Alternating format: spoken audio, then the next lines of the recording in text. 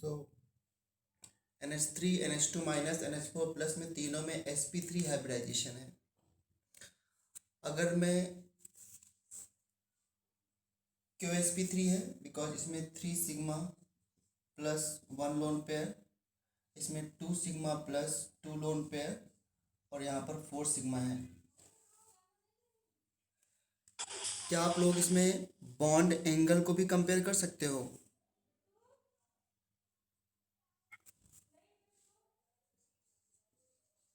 Bond angle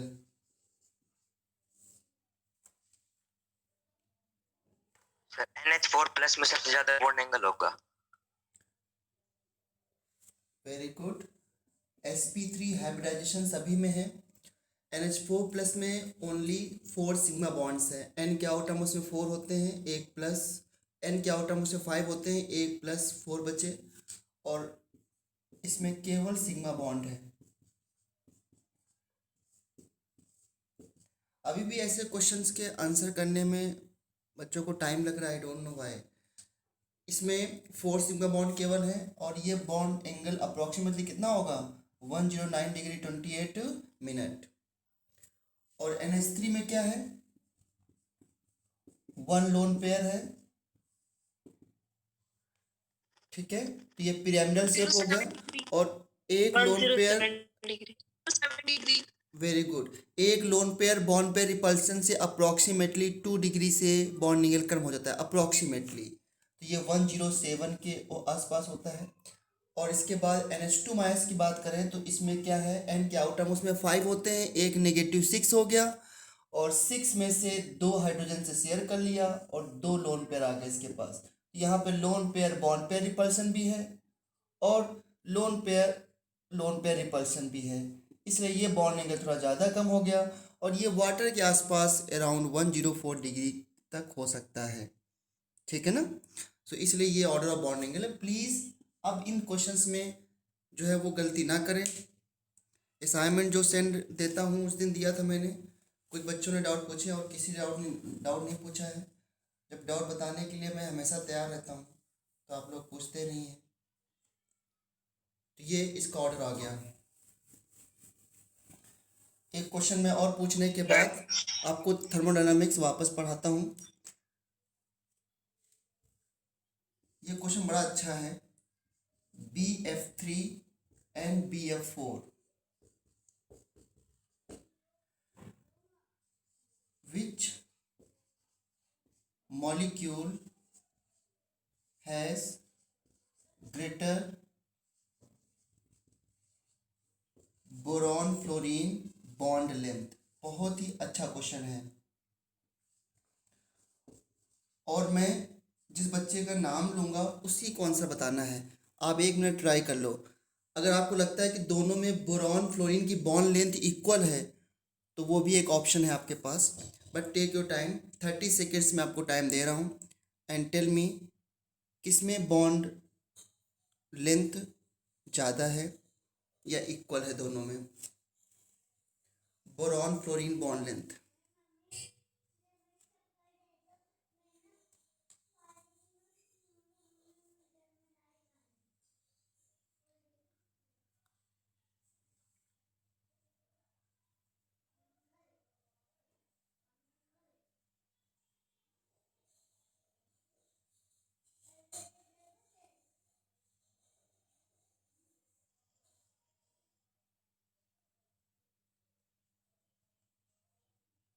okay, so मैं सबसे पहले पूछता हूँ प्रतिभा से।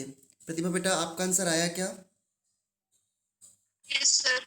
बेटा बताइए दोनों में सर बॉन्ड। हाँ बोलो बेटा। सर दोनों में सेम है। सेम है, okay. Next question, next answer मैं पूछता हूँ यशस्वी से। बेटा आपका आंसर आया क्या?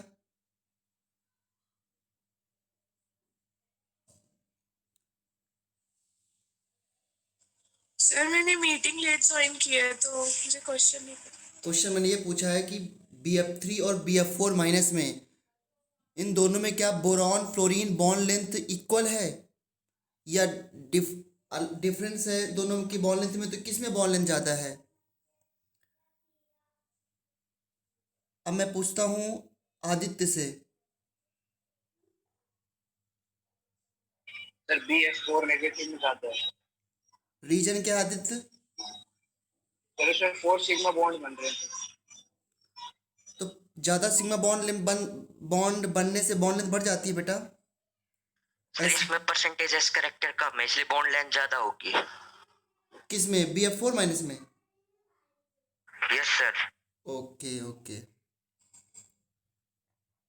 अच्छा, वो ट्रिपल बॉन्ड वाले से आपने गेस किया ना?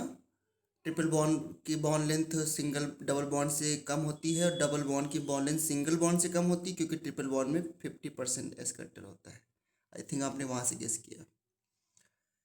अच्छा, कोई और आंसर करना चाहता है तो बताओ, अदरवाइज मैं फिर आंसर बताता हूँ इसका, और किसी का सही भी हो सकता है इसमें।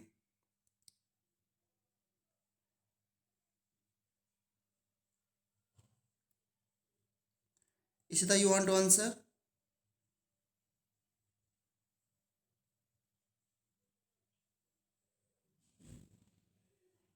आपकी वॉइस नहीं आई बेटा। ओके, देखो ध्यान से, बहुत अच्छे से सुनना।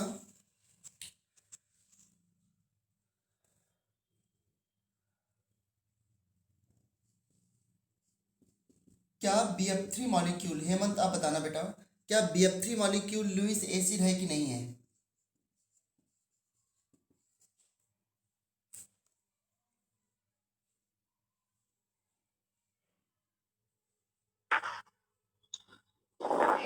Yes sir. हाँ, बोरॉन के आउटर मोस्ट में 3 होते हैं और 3 इसने फ्लोरीन से शेयर कर लिया, इसके पास टोटल 6 हो गए हैं और एक लोन पेयर की कमी है। क्या BF4 माइनस लुईस एसिड है? बोरॉन के आउटर मोस्ट में 3 होते हैं, एक नेगेटिव मैंने 4 कर दिया और 4 फ्लोरीन के साथ सिग्मा बॉन्ड बना लिया, इसमें 4 सिग्मा बॉन्ड है, यहाँ पे 3 सिग्मा बॉन्ड है, तो ये sp3 है। क्या BF4 माइनस में बोरॉन का ऑक्टेट कंप्लीट है?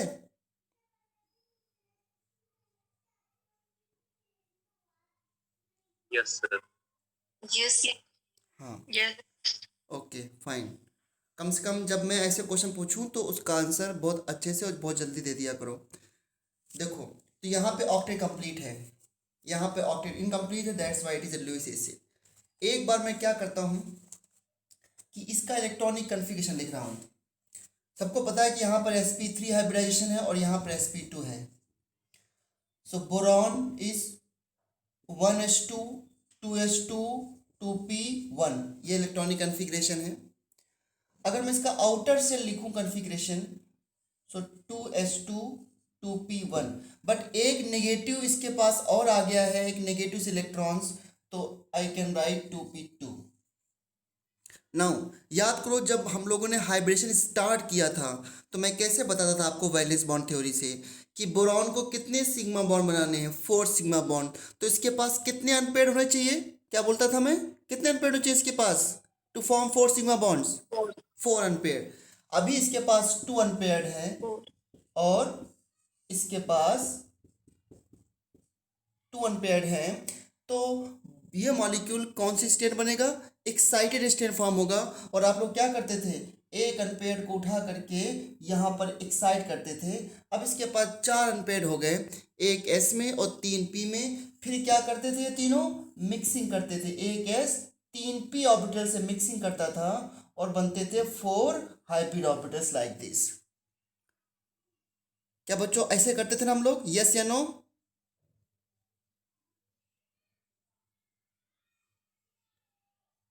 सर वी डिपोज हो गए।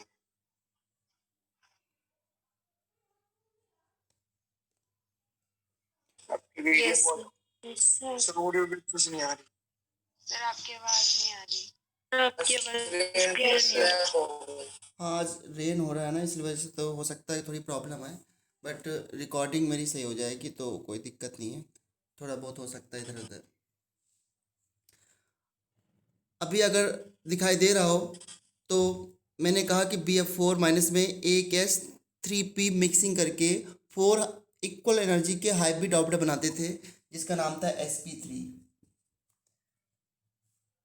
तो स्क्रीन ब्लर आ रही है।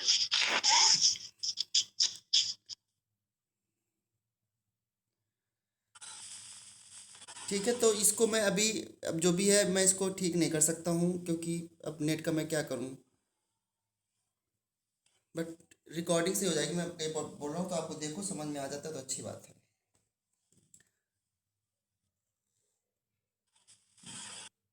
BF3 में एक लोन पेयर की कमी है। तो क्या होता है कि देखो फ्लोरीन के पास यहाँ पे कितने कितने नॉन बॉन्डेड पेयर हैं? क्या फ्लोरीन के पास 3 नॉन बॉन्डेड पेयर है? Yes sir. हाँ, यस सर। ओके। तो क्या होता है कि इसके पास एक लोन पेयर की कमी है, इसके पास 3 नॉन बॉन्डेड लोन पेयर है। तो इसने क्या किया कि, याद करो क्या कर सकते हैं हम यहाँ पर? Coordinate bond. बिल्कुल सही जवाब, बिल्कुल सही, कोऑर्डिनेट बॉन्ड बन सकता है यहाँ पर। तो इसने क्या किया, अपना एक पेयर इसको डोनेट कर दिया, क्योंकि इसके पास लोन पेयर की डिफिशिएंसी थी। क्या ये फ्लोरीन इसको लोन पेयर दे पाएगा?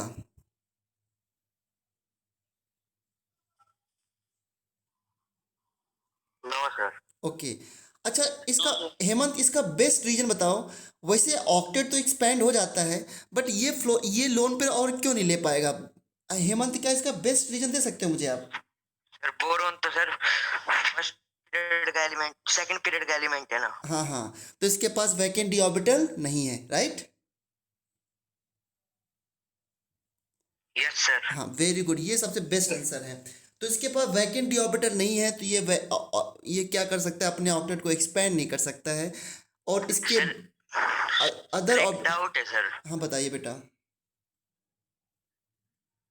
बताइए, पहले आप अपना डाउट बताइए।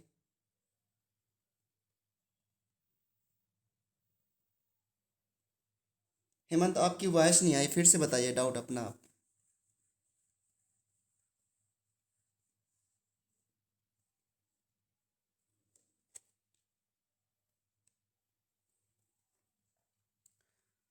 चलो, हेमंत की वॉइस नहीं आई, तब तक मैं इसको एक्सप्लेन करता हूँ। तो यहाँ पे, सर। हाँ बोलिए। सर ये minus charge sir more electron negative पे होना था, पर आपने बोरॉन पे रखा है सर ये वाला नेगेटिव चार्ज? Yes sir.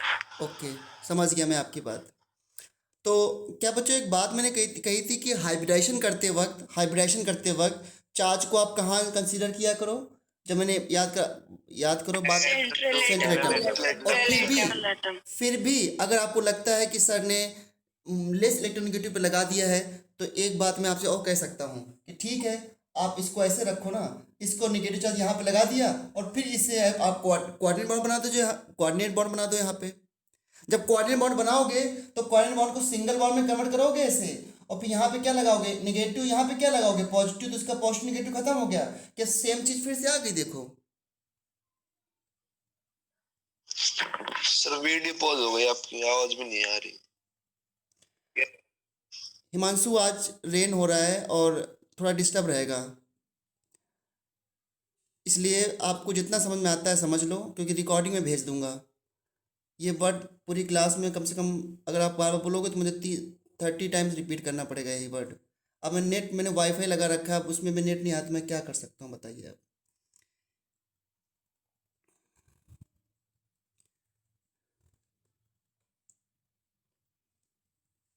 मैंने बच्चों अभी ये बोला है कि F पे निगेटिव चार्ज आप लगा लीजिए, और इसके बाद यहाँ पर एक लोन पेयर डोनेट कर दीजिए कोऑर्डिनेट बॉन्ड के थ्रू। फिर कोऑर्डिनेट बॉन्ड को हम सिंगल बॉन्ड में कन्वर्ट कर देंगे, और हेड की तरफ निगेटिव और टेल पे पॉजिटिव लगा देंगे, तो इसका निगेटिव पॉजिटिव खत्म हो जाएगा, और सेम मॉलिक्यूल फिर से बन जाएगा, देख लो आप।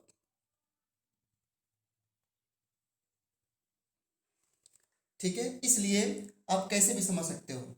यहाँ पर देखो क्या हुआ, इसके पास एक लोन पेयर की डिफिशिएंसी थी, इसने फ्लोरीन ने एक लोन पेयर डोनेट कर दिया, और इससे क्या हुआ कि इसकी डिफिशिएंसी कम हो गई। अब क्या ये लोन पेयर ये फ्लोरीन भी डोनेट कर सकता है? ये फ्लोरीन भी डोनेट कर सकता है? तीनों में से कोई भी फ्लोरीन डोनेट कर सकता है ना लोन पेयर। तो मैं इसको अगर बनाऊं तो कैसे, देखो, डबल बॉन्ड, फ्लोरीन पे पॉजिटिव, यहाँ पे नेगेटिव। क्या किया मैंने, कोवैलेंट बॉन्ड को सिंगल बॉन्ड में कन्वर्ट कर दिया, यहाँ पर F और यहाँ पर F, ठीक है। और इसमें क्या होगा, अगर मैं इस फ्लोरीन से बनाऊं कोवैलेंट बॉन्ड तो क्या मैं ऐसे बना सकता हूं, boron fluorine double bond plus minus bond, और मैं ऐसे भी बना सकता हूँ boron fluorine fluorine fluorine double bond minus plus. क्या मैं एक्सप्लेन किया मैंने यहाँ पर आपको कि जो ये कोवैलेंट बॉन्ड बन रहा है वो तीनों में से किसी भी फ्लोरीन से बन सकता है, यस या no? Yes sir. Yes sir. Okay, तो इस तरीके से इसके 3 ये रिजोनेटिंग स्ट्रक्चर जैसे हो सकते हैं। अब जरा एक चीज और समझना बच्चों, जब मैंने BF3 में किया हाइब्रिडाइजेशन, BF3 में, तो BF3 में तो बोरॉन के पास तो 3 अनपेयर्ड इलेक्ट्रॉन थे ना आउटर मोस्ट शेल में, 2s2 2p1, यहाँ पर ये पेयर्ड है और यहाँ पर ये अनपेयर्ड है। एक्साइट कर दिया आपने एक इलेक्ट्रॉन को, क्योंकि 3 सिग्मा बॉन्ड बनाने थे, ये BF3 का मैं स्ट्रक्चर बनाने की कोशिश कर रहा हूँ, तो एक इलेक्ट्रॉन को आपने एक्साइट कर दिया तो इसके पास 3 अनपेयर्ड हो गए, ठीक है। जब 3 अनपेयर्ड हो गए तो एक S 2p से मिक्सिंग करता है और 3 आपके sp2 हाइब्रिड ऑर्बिटल बनते हैं। एक p इसके पास वैकेंट है, तो देखो बोरॉन के पास एक p वैकेंट पड़ा हुआ है और फ्लोरीन के पास जो लोन पेयर है वो p ऑर्बिटल में तो है, क्योंकि इसका लास्ट में p तो होता है फ्लोरीन का, 2s2 2p5, ठीक है। तो इसका जो पेयर है वो p ऑर्बिटल में है, तो मैं ये कह सकता हूं कि जो यहाँ पे कोऑर्डिनेट बॉन्ड बना है वो कौन सी ओवरलैपिंग से बना है, तो क्या जवाब दोगे? p और p ओवरलैपिंग से बना है कि नहीं बना है? यहाँ पर ये 2 p ऑर्बिटल ही तो ओवरलैपिंग कर रहे हैं, जिसमें एक का p ऑर्बिटल का जो लोन पेयर है वो इससे शेयर कर रहा है। क्या ये बात समझ में आ रही है आप लोगों को?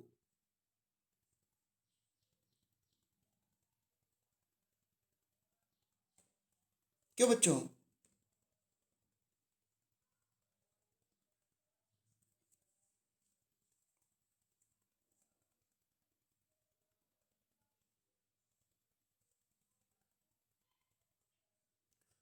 आई सेड कि जो फ्लोरीन का p ऑर्बिटल है जिसके पास पेयर ऑफ इलेक्ट्रॉन्स हैं वो बोरॉन के वैकेंट p ऑर्बिटल से ओवरलैपिंग कर रहा है, तब ये सिग्मा बॉन्ड, तब ये कोऑर्डिनेट बॉन्ड बन रहा है। क्या ये बात आपको समझ में आई है?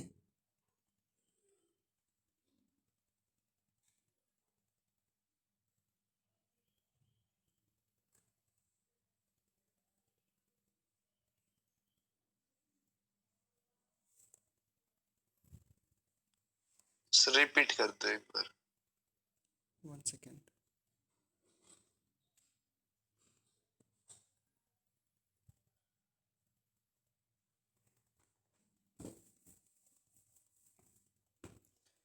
मैंने ये बोला है कि बोरॉन में 3 फ्लोरीन अटैच्ड हैं, इसके पास एक वैकेंट p ऑर्बिटल है और फ्लोरीन के पास जो p ऑर्बिटल है उसमें नॉन बॉन्डेड पेयर है। तो आप अभी बोला ना आप लोगों ने कि यहाँ पे क्या बनता है, कोऑर्डिनेट बॉन्ड, तो कोऑर्डिनेट बॉन्ड जो बनता है सो इसका लोन पेयर डोनेट होता है, तो इसके पास एक वैकेंट p ऑर्बिटल है, तो जब कोऑर्डिनेट बॉन्ड बनाते हो तो वो उसमें भी तो ओवरलैपिंग होती होगी। तो मैं यही बोल रहा हूँ कि इसके वैकेंट p ऑर्बिटल और इसके फील्ड p ऑर्बिटल के बीच में ओवरलैपिंग ही तो हुई है एक तरीके से।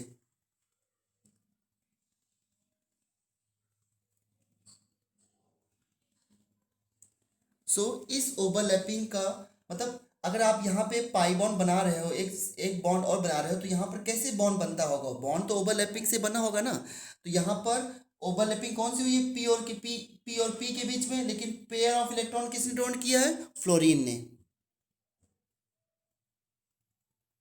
ठीक है। तो इसी का आप कह सकते हो p पाई ओवरलैपिंग, और इसका एक नाम और होता है बैक बॉन्डिंग। ये नया टर्म बोल देते हैं। जब भी कभी लोन पेयर के एडजेसेंट में कोई ऐसा एटम हो जिसके पास वैकेंट पी ऑर्बिटल हो तो ये कोऑर्डिनेट बॉन्ड बन सकता है, इसे बैक बॉन्डिंग ही कह देते हैं विद इन द मॉलिक्यूल। अब मुझे इतना बताओ आप लोग कि BF4 माइनस में यहाँ पर सिग्मा बॉन्ड है और ये केवल सिंगल बॉन्ड है, और यहाँ पर क्या है, डबल बॉन्ड करेक्टर है। तो बॉन्ड लेंथ कहाँ पे ज़्यादा होगी फिर, BF4 माइनस में या BF3 में? यहाँ पे डबल बॉन्ड करेक्टर आ गया ना due to formation of coordinate bond, इस सभी में। BF4 minus. हाँ बस, तो यही आपको आंसर देना है कि बॉन्ड लेंथ जो होगी वो BF bond length in BF4 minus will be greater than BF bond length in BF3, क्योंकि BF3 में बोरॉन फ्लोरीन के बीच में डबल बॉन्ड करेक्टर है, दैट्स वाई। ठीक है,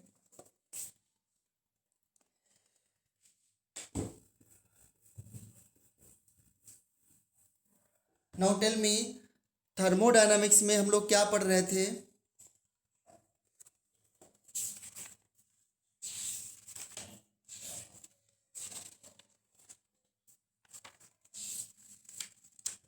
शायद से लास्ट टॉपिक हमारा था adiabatic process sir. Okay, types of thermodynamics process पढ़ा रहा था मैं।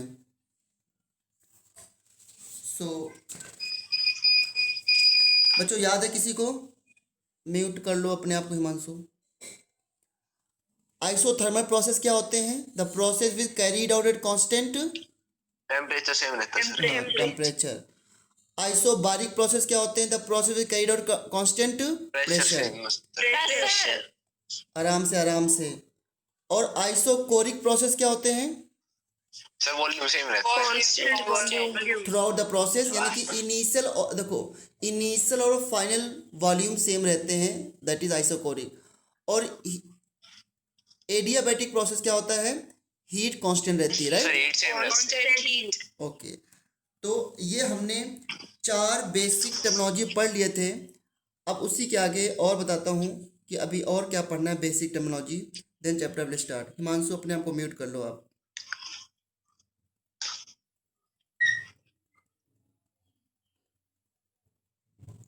अब कोई भी अनम्यूट नहीं करना है किसी को भी जब तक मैं बोलूँ नहीं। 5th टर्मिनोलॉजी है, that is what is reversible and irreversible process.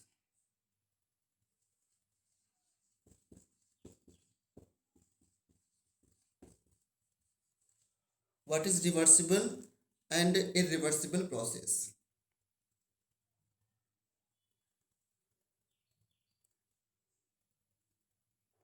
Okay,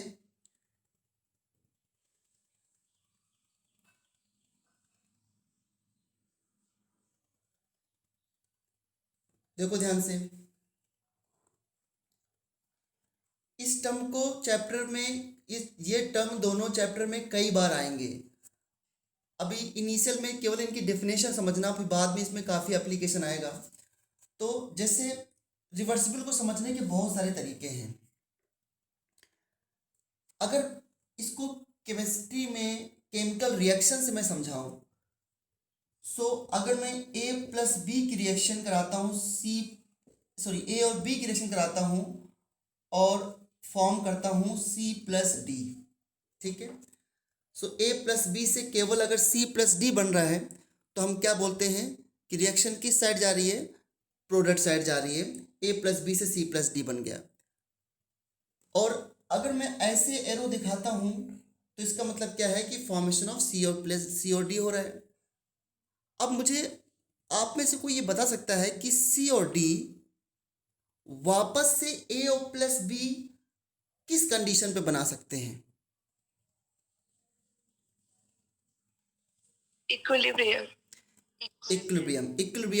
और इक्विलिब्रियम की फर्स्ट कंडीशन क्या है? Reaction should be reversible. यही तो बोलते हो, इक्विलिब्रियम में तभी होता है ना कि रिएक्टेंट से प्रोडक्ट बन जाए और प्रोडक्ट से वापस से क्या बन जाए? रिएक्टेंट, राइट बच्चों?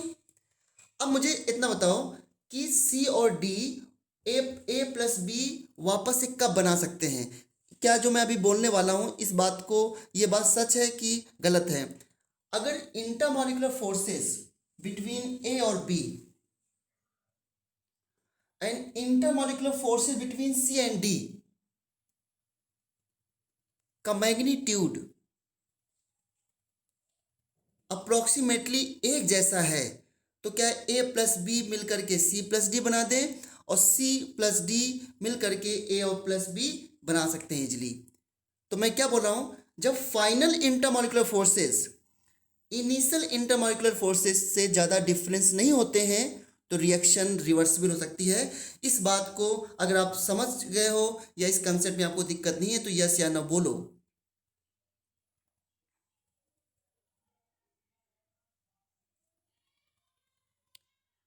मैंने क्या बोला है कि जब ए और बी के बीच में इंटरमॉलिक्यूलर फोर्सेस और सी और डी के बीच में इंटरमॉलिक्यूलर फोर्सेस में डिफरेंस नहीं है तो क्या easily C plus D A plus B में कन्वर्ट हो सकते हैं और A plus B C plus D easily बना सकता है और रिएक्शन रिवर्सिबल हो सकते हैं। This is true. क्या इस पॉइंट को आप समझे या नहीं?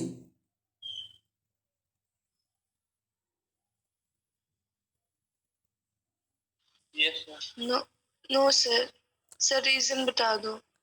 अच्छा बताओ, जब नेचर ऑफ फोर्सेस एक जैसे होंगे बेटा तो सी प्लस डी, अच्छा बताओ, जैसे आपने कहा कि दोबारा फिर से बता दो, अगर ए प्लस बी के बीच में इंटरमॉलिक्यूलर फोर्सेस बहुत ज़्यादा है सी प्लस डी से तो क्या A plus D easily C plus D में कन्वर्ट हो पाएगा? इसका जवाब दो आप मुझे। No sir. Yes, okay fine. अब दूसरा क्वेश्चन बताना, अगर सी और डी में इंटरमॉलिक्यूलर फोर्सेस बहुत स्ट्रांग हैं तो क्या ये चाहेंगे कि वीक फोर्सेस में वापस लौट के जाएं ए प्लस बी में? No sir.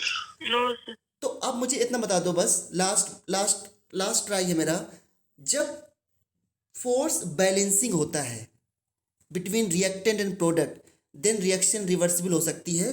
इस समझे कि नहीं समझे? अगर फोर्स बैलेंस होता है दोनों साइड तो रिएक्शन रिवर्सिबल हो सकती है। अगर इनिशियल, अच्छा एक लाइन में और बोलता हूं, अगर इनिशियल फोर्स फाइनल फोर्स से बहुत डिफरेंस रखता है तो क्या इनिशियल फाइनल एक दूसरे में इंटरकन्वर्टेबल होंगे इजिली? रिएक्शन केवल नो सर। एक डायरेक्शन में जाएगी, sir. रिएक्शन केवल एक डायरेक्शन में जाएगी जिधर फोर्सेस ज़्यादा स्ट्रांग होंगे, क्योंकि नेचर का रूल है स्टेबिलिटी की तरफ जाना है। सो रिवर्सिबल का मतलब यही होता है कि जब इनिशियल स्टेज और फाइनल स्टेज में डिफरेंस बहुत ही कम हो तो प्रोसेस रिवर्सिबल हो सकता है, तब दोनों में इंटरकन्वर्ट होने में कोई दिक्कत नहीं है। और अगर इनिशियल स्टेज फाइनल स्टेज में बहुत डिफरेंस है तो प्रोसेस रिवर्सिबल नहीं होता है। अब रिवर्सिबल जो है ना, ये भी एक आइडियल केस है जिसका रियलिटी से कोई लेना देना नहीं है। तो आपको मैं इतनी समझाने की कोशिश कर रहा हूँ, अदरवाइज डेफिनेशन ही हमारे पास है और कुछ नहीं है। तो रिवर्सिबल की डेफिनेशन देखो क्या क्या होती है, तो ध्यान समझना।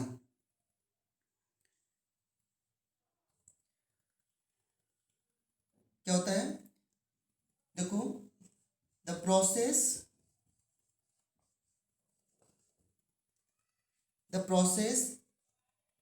in which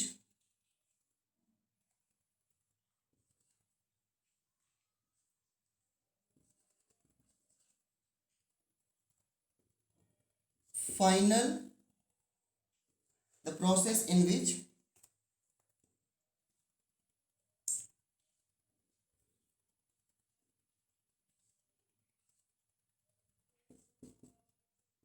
F initial equal to approximately equal to F final, मतलब इनिशियल फोर्स फाइनल फोर्स के अप्रोक्सीमेटली क्या हो, इक्वल हो, ऐसे कह सकते हैं। दूसरा,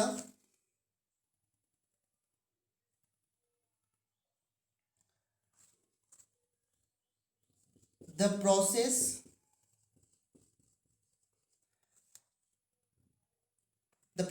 which takes infinite time for completion, जो प्रोसेस इनफाइनाइट टाइम लेते हैं कंप्लीशन के लिए उसे बोल सकते हैं रिवर्सिबल प्रोसेस। सर ये पॉइंट एक बार रिपीट कर दो। हाँ, अब देखो, अभी तो मैं रिवर्सिबल का आपको मीनिंग समझा रहा था। अब ये the process which takes infinite time for the completion, इसका क्या मतलब है? और the process in which initial stage and final stage are differ by very small force, यानी कि इनिशियल स्टेज में और फाइनल स्टेज में ज़्यादा डिफरेंस नहीं होता है। अब जरा सब चीज़ को समझो, थोड़ा सा भी मतलब समझना हो सकता है मुश्किल हो। देखो,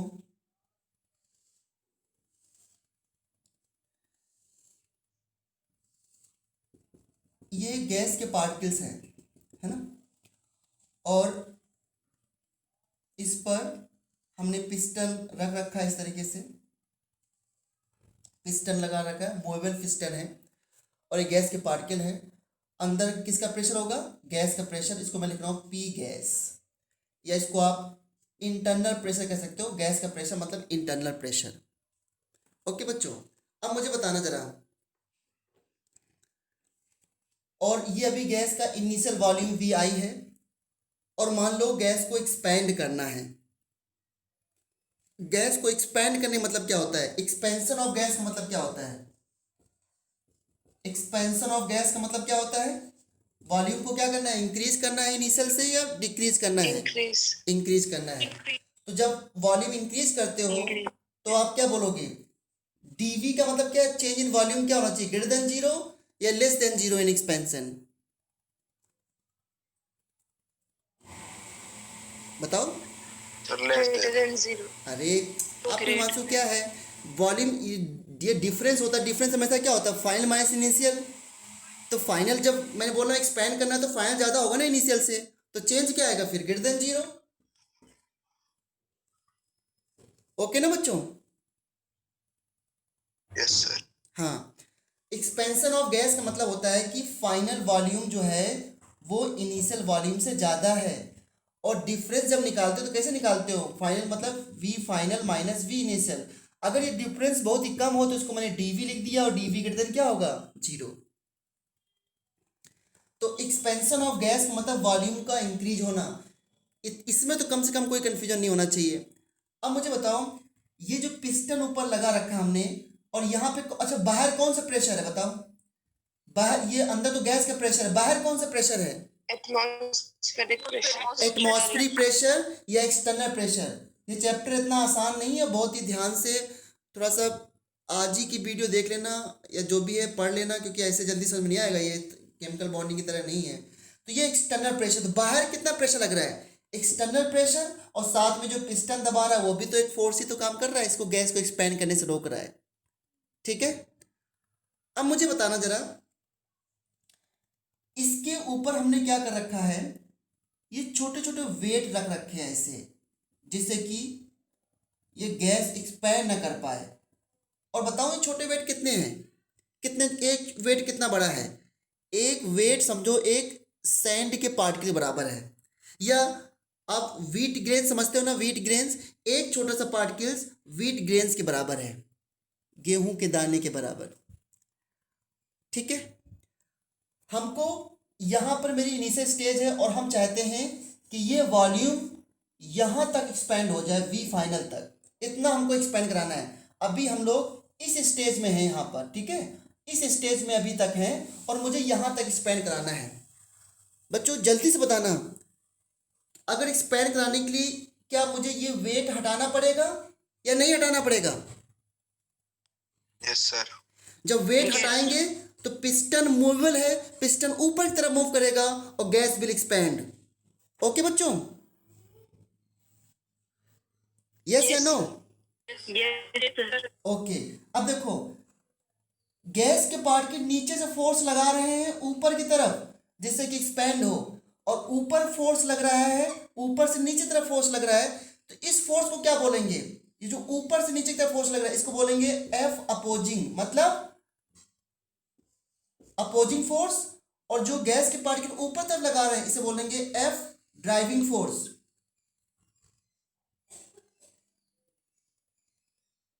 ठीक है, अपोजिंग फोर्स ड्राइविंग फोर्स। तो जब एक्सपैंड नहीं कर सर रही, रिपीट कर दो एक बार, अपोजिटिव और ड्राइविंग। भाई ऊपर की तरफ, ऊपर कुछ चीजें अपने आप से सोचनी पड़ती हैं। ऊपर से आप फोर्स लगा रहे हो तो इसका मतलब क्या हुआ, वो इस गैस के एक्सपेंशन को रोक नहीं रहा है। अगर आप इसके ऊपर एक पत्थर का टुकड़ा रख दो ऊपर, तो गैस के एक्सपेंशन को रोकेगा या बढ़ाएगा? रोकेगा सर। हाँ, दैट इज अपोजिंग फोर्स। और गैस के पार्टिकल का नेचर है ना, गैस के particle walls of the container से टकराएंगे, टकराते रहेंगे। तो क्या चाहेंगे कि गैस को हम एक्सपैंड करें ऊपर की तरफ, ठीक है, तो इसे बोलते हैं ड्राइविंग फोर्स। ओके, तो ये बताना मुझे बच्चों कि बैलेंसिंग कंडीशन पे हम ये मान चलेंगे, जब अभी रोक रखा हमने तो हम ये मान चल रहे हैं कि जो अपोजिंग फोर्स है वो ड्राइविंग फोर्स के लगभग लगभग बराबर है। और अपोजिंग फोर्सेस में क्या क्या है बताओ जरा। अपोजिंग फोर्स में ये पी एक्सटर्नल है जो एटमॉस्फेरिक प्रेशर है, और साथ में ये वेट है, तो पी एक्सटर्नल प्लस ये वेट, ठीक है। अब मुझे बताना जरा, एक हमने छोटा सा वेट हटा दिया, एक छोटा सा वेट हटा दिया, जो पार्टिकल हमने हटाया है, क्यों हटाया पार्टिकल? गैस को एक्सपैंड करने के लिए ना बच्चों। Yes sir. ओके, तो एक छोटा सा पार्टिकल हटाया तो गैस के पार्टिकल थोड़ा सा ऊपर की तरफ प्रेशर लगाएंगे और गैस थोड़ी सी एक्सपैंड होगी, थोड़ी सी एक्सपैंड होगी। अब मुझे देखो, मैंने तो ज़्यादा दिखा दिया बच्चों, इसे बताना, अगर ये पार्टिकल बहुत ही छोटा है, बहुत ही छोटा है, मैंने बोला कि ये पार्टिकल एक सैंड के पार्टिकल के बराबर है या एक व्हीट ग्रेन्स के पार्टिकल के बराबर है, तो बताओ जरा हिमांशु, जो गैस एक्सपैंड होगी वो बहुत ही कम एक्सपैंड होगी ना? Yes sir. हाँ, क्यों बच्चों? अदर स्टूडेंट्स, क्या बहुत ही कम एक्सपैंड होगी? Yes sir. ओके, क्योंकि हमने जो पार्टिकल, जो ऊपर से हमने वेट, जो ड्राइविंग फोर्स का वेट कम किया है हमने, वो बहुत ही कम किया है। अब इसको, ये वेट इतना कम है, इतना कम है कि एक पार्टिकल, जो वेट का एक पार्टिकल है वो सैंड पार्ट के बराबर है। तो क्या इस एक्सपेंशन को हम अपनी आई से देख पाएंगे, इतना अगर छोटा पार्टिकल होगा तो? No sir. नहीं देख पाएंगे। वेरी गुड, वेरी गुड, बस इस बात को समझ गए ना आप? तो बताओ जरा, जो वॉल्यूम में चेंज आया उसको मैं डेल्टा वी लिखूं या डीवी लिखूं, बताओ जल्दी से। डीवी। जब स्मॉल चेंज होता है तो चेंज इन वॉल्यूम किस में लिखते हैं? डीवी में लिखते हैं, फॉर वेरी इनफाइनाइट, ये वेरी स्मॉल चेंज के लिए, ठीक है, तो डीवी लिखा। बताओ बच्चों, एक चीज बताना मुझे, क्या मैं प्रेशर और वॉल्यूम की डायमेंशन को मल्टीप्लाई करूं तो वर्क की डायमेंशन आ जाएगी? अब इसमें मत कहना समझ में नहीं आया है। प्रेशर वॉल्यूम की डायमेंशन को मल्टीप्लाई करूं तो वर्क की डायमेंशन आ जाएगी? डायमेंशन। Yes sir. हाँ यार, ये वॉल्यूम की डायमेंशन एल क्यूब होती है, वॉल्यूम की डायमेंशन एल क्यूब होती है, प्रेशर की डायमेंशन आप फोर्स अपॉन ए से निकाल सकते हो, तो शायद ml2T⁻², जो भी आती हो। क्या ये वर्क की डायमेंशन आएगी? Yes sir. Yes sir. Okay, fine fine. तो मैं आपसे पूछूं बच्चों कि जब ये गैस एक्सपैंड हुई है थोड़ा सा, जो कि हम नहीं दे सकते हैं, बहुत ही स्मॉल एक्सपेंशन हुआ है, तो फिर वर्क डन कितना हुआ by the gas? By the gas क्यों बोलो? कि गैस के पार्टिकल ने ऊपर की तरफ फोर्स लगाया है, तो वर्क डन कितना हुआ? तो वर्क जो आएगा वो भी बहुत छोटा आएगा या बहुत ज़्यादा आएगा? बहुत छोटा वर्क। इस छोटे वर्क लिखते हैं डेल्टा डब्ल्यू। ध्यान देना, वर्क डन होता है प्रेशर इनटू वॉल्यूम, ठीक है। अच्छा बताओ, एक चीज बताना जरा बच्चों, बस लास्ट है ना, ये वर्क डन किसके अगेंस्ट हुआ है? Sir please repeat. हाँ, बिल्कुल सही जवाब। किसी ने बोला एटमॉस्फेरिक प्रेशर या एक्सटर्नल प्रेशर के अगेंस्ट। मैंने पूछा है कि वो ये वर्क किसके अगेंस्ट करना पड़ रहा है? एटमॉस्फेरिक प्रेशर के अगेंस्ट है ना, ऊपर जो फोर्स लग रहा है ऊपर से, उसी के अगेंस्ट तो एक्सपेंशन वर्क हो रहा है बच्चों। बताओ। Yes sir. अच्छा एक चीज बताओ मुझे यार, वर्क की डेफिनेशन तो आपको, वर्क आपने पढ़ लिया है क्या फिजिक्स में? वर्क की डेफिनेशन तो पता है आपको कि वर्क का मतलब क्या होता है? जब तो कोई अपोजिंग फोर्स ना हो तो वर्क क्या मतलब? अच्छा बताओ, अगर ऊपर कोई फोर्स ही ना हो तो कोई वर्क हुआ क्या फिर? नो यार वर्क, अगर मैं तुमसे कहूँ बेटा 2 into 3 करो, तो 2 into 3 करने के बाद 2 into 3 into 6 कर दिया, तो क्या आपने कोई वर्क किया है क्या? नो वर्क No, मतलब sir. क्या होता है? जब तक अपोजिंग फोर्स नहीं होगा तब तक वर्क का क्या मतलब है? क्यों बच्चों, सही बात कह रहा हूं ना मैं? तो वर्क, वर्क का मतलब है कि अपोजिंग फोर्स के जब अगेंस्ट आपको जाना पड़े, दैट इज द वर्क। तो इसलिए वर्क डन, जो वर्क यहाँ पे हो रहा है वो अपोजिंग फोर्स की वजह से हो रहा है। अपोजिंग फोर्स ही तो वर्क करा रहा है। अगर मैं आपसे कह दूं कि पी एक्सटर्नल जीरो है, पी एक्सटर्नल जीरो है, तो कितना वर्क डन होगा बाय द गैस? बताओ जल्दी से इसका जवाब। जीरो। बिल्कुल सही जवाब, वी जीरो। और जब बी पी एक्सटर्नल जीरो होगा तो उसको क्या बोलोगे? एटमॉस्फेयर, एटमॉस्फेयर में कोई गैस थी कि नहीं गैस थी? नहीं थी। कोई गैस नहीं थी, तभी तो अपोजिंग फोर्स जीरो हो गया। तो ये तो क्वेश्चन आ चुका है एग्जाम में कि फ्री एक्सपेंशन कब होगा। फ्री एक्सपेंशन मतलब एकदम फ्री कब होगे? तो आप कब फ्री होगे बताओ? जब आप पढ़ने चले जाओगे कहीं लंदन अमेरिका, वहां पर पेरेंट्स का कोई फोर्स नहीं, कोई पूछने वाला नहीं कि बेटा कितना पढ़ा के, उस समय क्या होगा? फ्री, एकदम फ्री हो जाओगे। वैसे गैस कब फ्री होगी? जब एटमॉस्फेयर में कोई गैस नहीं होगी, तो जो अंदर की गैस है ना वो आराम से एक्सपेंड करेगी, फ्रीली एक्सपेंशन होगा गैस का। तो फ्री एक्सपेंशन ऑफ का गैस का क्या मतलब होता है? फ्री एक्सपेंशन मतलब जब अपोजिंग फोर्स जीरो हो, पी एक्सटर्नल जीरो हो। तो ये तो फॉर्मूले से बताते हैं, मैं तो थ्योरेटिकली से बता दिया हूँ आपको, अभी फॉर्मूले से ये बात आ जाएगी, लेकिन इतना आप सोच सकते हो, थर्मोडायनेमिक्स में सोचना ज़्यादा पड़ेगा आपको। तो देखो, मैंने बोला कि जब छोटा सा वेट आपने हटाया तो वर्क, थोड़ा सा गैस एक्सपैंड हुई, तो हम ये चेक करना है कि work done by the gas कितना हुआ। तो वर्क डन कितना हुआ? किसके अगेंस्ट हो रहा है? पी एक्सटर्नल के अगेंस्ट। तो मैंने कहा वर्क डन होता है P into V, P into V, लेकिन मैं लिखूंगा यहाँ पे P external into D V. जल्दी से बताओ ये समझे कि नहीं समझे? Work done against atmospheric pressure into DV क्यों लिखा? क्योंकि स्मॉल चेंज इन वॉल्यूम में हुआ। जल्दी बताओ, समझ गए ना? यस या no? Yes Yes, sir. sir. Yes sir. Okay, Yes, बस sir. यही वर्क डन का फॉर्मूला है, पी एक्सटर्नल इंटू डीवी। अब मुझे बताओ बच्चों, जैसे कि जो अभी बच्चे ने क्वेश्चन पूछा था कि ये जो मैंने इसमें कहा था कि रिवर्सिबल प्रोसेस क्या होते हैं, एक बार सुन लो। जब भी बोर्ड एग्जाम में, अब 11th में खैर बोर्ड होगा नहीं, जब भी क्वेश्चन आए व्हाट इज रिवर्सिबल प्रोसेस, तो ये सब चीज़ें आपको कुछ नहीं समझाना है। एक छोटी सी बात को समझाने के लिए इतना टाइम लग रहा है, बस उसमें आपको ये लिख देना है रिवर्सिबल प्रोसेस क्या होते हैं। The process in which final force and initial force जो है वो लगभग लगभग इक्वल होते हैं, पहला डेफिनेशन। दूसरी डेफिनेशन क्या होगी रिवर्सिबल की? The process in which takes long time for the completion. अब इस चीज़ का आंसर पूछा था आप लोगों ने कि लॉन्ग टाइम का क्या मतलब है। अब देखो ध्यान से, रिवर्सिबल प्रोसेस वही है जिसमें कि इनिशियल और फाइनल में डिफरेंस कम हो। तो अब मुझे बताओ, जब मैं एक वेट हटाऊंगा, जब एक वेट हटाऊंगा तो पी इंटरनल, ध्यान देना बच्चों, पी इंटरनल, इंटरनल मतलब गैस का प्रेशर, और पी एक्सटर्नल, जब एक वेट हटाया बच्चों मैंने, तो पी एक्सटर्नल और पी इंटरनल में कितना डिफरेंस है? चलो एक छोटा सा वेट हटाया, तो छोटा सा वेट हटाया तो क्या हुआ कि ऊपर का वेट थोड़ा सा कम हो गया, तो मैं लिख सकता हूँ, चाहे तो मैं इधर हाँ, तो मैं लिख सकता हूँ उसको P internal minus D P. क्यों लिखा मैंने ऐसा? ये क्योंकि जब एक छोटा सा वेट हटाया तो गैस का प्रेशर थोड़ा सा कम हुआ। Yes sir. तो उसको मैंने Yes, sir. माइनस डीपी लिख दिया। अब बताओ, जब आपने थोड़ा सा एक्सपेंड किया तो क्या अभी भी फाइनल अपोजिंग फोर्स या अपोजिंग फोर्स ऊपर तरफ से और ड्राइविंग फोर्स में क्या कोई ज़्यादा डिफरेंस आया है क्या? नहीं डिफरेंस आया ना।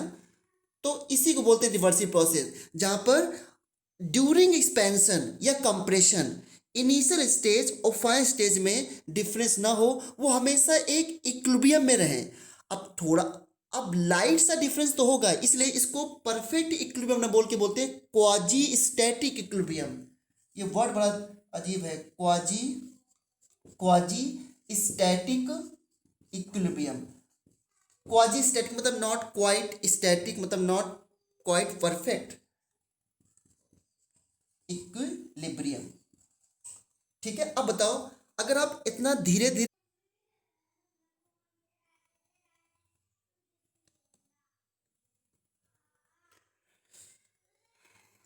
क्या करें इसमें? बच्चों अभी दिख रहा है क्या? Yes sir. अच्छा, तो मैंने एक क्वेश्चन पूछा था आप लोगों से कि अगर हम एक छोटा छोटा वेट हटाएंगे तो हमें वी फाइनल तक पहुंचने में कितना टाइम लगेगा? बहुत ज्यादा।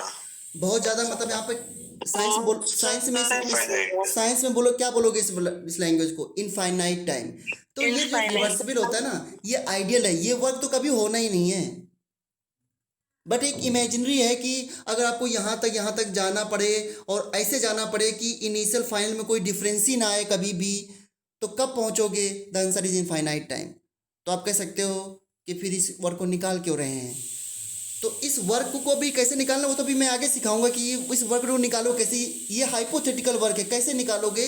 तो अच्छा, आपने मैथ्स पढ़ी, मैं अभी पूछ लेता हूँ। अगर मुझे यहाँ से यहाँ तक पहुँचना हो और बहुत ही स्लोली, जैसे कि इनिशियल फाइनल स्टेज में डिफरेंस फोर्स का कम होता रहे, तो इसके लिए हाइपोथेटिकल वर्क कैसे निकालेंगे? कोई बता सकता है? अमन, यू टेल, क्या करना पड़ेगा इसके लिए? क्या मैथ्स लगानी पड़ेगी यहाँ पर?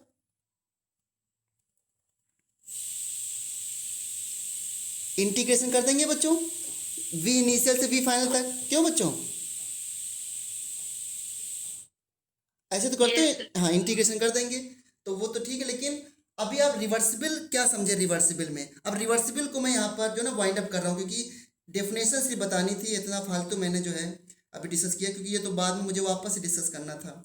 तो सुन लो ध्यान से रिवर्सिबल प्रोसेस के बारे में। द प्रोसेस, यही डेफिनेशन अगर आती है तो ऐसे लिखना, the process which takes infinite time for the completion और कॉल्ड रिवर्सिबल प्रोसेस। नंबर 1। अरे भाई, डेफिनेशन बता रहा हूँ, बीच में बता लेने दो, तुम इतना डिस्टर्ब करते हो। सुनो ध्यान से, the process which takes infinite time for the completion are called reversible process. Number 1। Number 2, the process in which driving force and initial forces are approximately equal are called reversible process। ठीक है, क्या समझ गए क्या definition? Yes sir. अच्छा, irreversible को define करना हो यहीं पर, तो कैसे डिफाइन करोगे? The process which can not be reverse by applying small change. देखो रिवर्सिबल क्या होते हैं? रिवर्सिबल में क्या है, आपने वन छोटा सा वेट हटाया तो एक्सपेंड हो गया, वही छोटा सा वेट रख दो तो फिर से अपनी इनिशियल पोजीशन में चला गया, दैट इज रिवर्सिबल। लेकिन इरिवर्सिबल क्या होता है? जिसमें कि फाइनल और इनिशियल में ज़्यादा डिफरेंस होता है। यहाँ पर रिवर्सिबल प्रोसेस में हर एक स्टेज में इक्विलिब्रियम आता है, जितने बार एक्सपेंड करोगे उतनी बार इक्विलिब्रियम आएगा। लेकिन इरिवर्सिबल क्या होता है? इक्विलिब्रियम केवल फाइनल और इनिशियल में होता है। कि मान लो अगर आपको, देखो ध्यान से, अगर आपको यहाँ तक ले जाना है तो आपने क्या किया, एक बड़ा सा टुकड़ा रखा था आपने और बस इसको हटा दिया, ये गैस एक्सपेंड हो गई और फाइनल तक पहुंच गया। तो ये तो सडन एक्सपेंशन होता है। सिलेंडर है घर में, उसका एकदम से हटा दो उसके ऊपर से फोर्स, सारी गैस क्या हो जाएगी? पूरे रूम पे आ जाएगी, that is a irreversible expansion.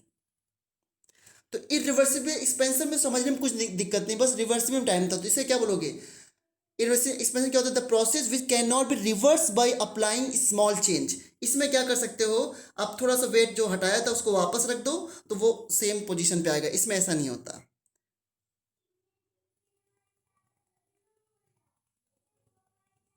ठीक है, तो इरिवर्सिबल प्रोसेस क्या होता है? The process which can not be reverse by applying small change, या जिसमें कि फाइनल और इनिशियल स्टेज में ज़्यादा डिफरेंस होता है। ओके, तो ये होता है इरिवर्सिबल प्रोसेस। लेकिन इन सभी को वापस से आपको सीखना है।